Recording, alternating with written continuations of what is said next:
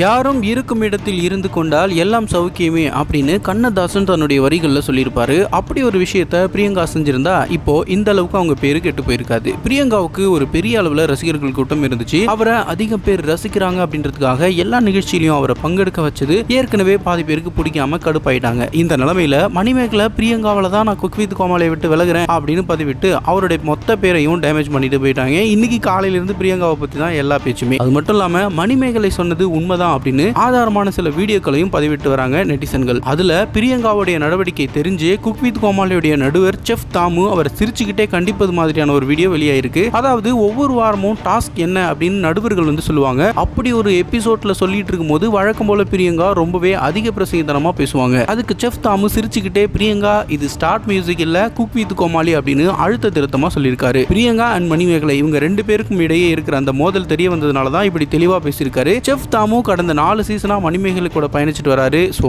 கண்டிப்பா மணிமேகலை எந்த மாதிரியான விஷயத்தால பாதிக்கப்பட்டிருக்காரு அப்படின்றது அவருக்கு நல்லாவே தெரியும். அதனால தான் கேமரா முன்னாடியே செஃப் தாமு பிரியங்காவை இப்படி பண்ணியிருக்காரு அப்படின்னு மணிமேகலை ஆதரவாளர்கள்லாம் இந்த வீடியோவை ஷேர் பண்ணிட்டு வராங்க.